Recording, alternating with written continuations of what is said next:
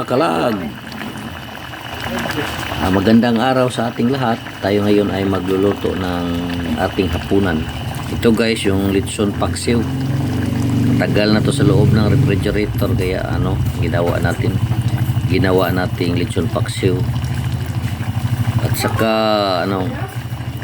meron pa tayong ibang lulutuin. Ito guys, ang ihawin natin ito guys, o isugba ang tawag sa amin dito sa Bisaya. So itong isda na to.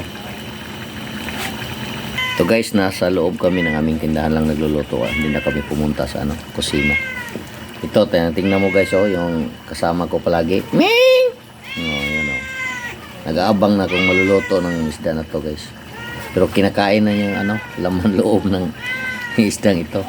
So sana guys, subaybayan nyo hanggang matapos ang video nito. Ito na guys, yan natin ng hiwa.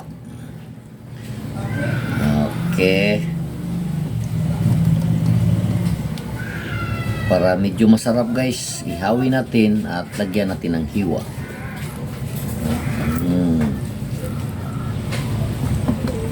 Tatlo lang to guys, kasi ang mahal ng isda dito guys, 340 ang kilo. Para sa amin na tamang-tama lang ang income, so ito.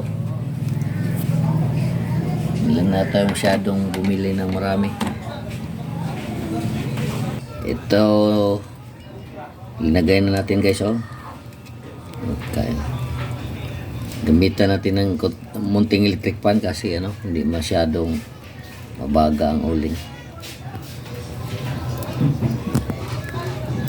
So guys, ang mga naghihintay ng mga kasamahan guys, kawawa to sa ito yung isa guys, sila ang naghihintay na maluluto na ang aming ulam. Anong nangyari sa mukha mo, Ming? Pumunta ka na doon, nakipaglaban ka naman.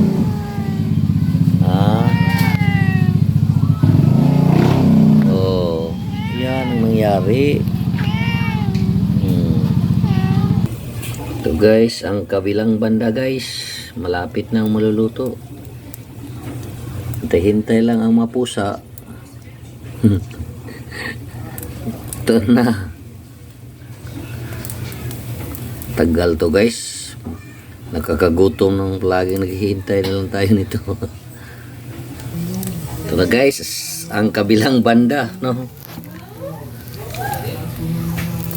naluluto na. Malapit na to guys.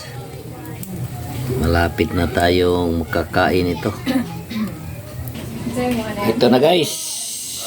Naluluto na. So, kainan na to guys. Nagugutom na ang kusinero. Pati ang mga pusa ko. Yan. May kain guys. So, salamat sa inyong panonood mga kalaag. At sa aking mga subscriber at silent viewers, magandang araw sa ating lahat. At salamat sa inyong suporta.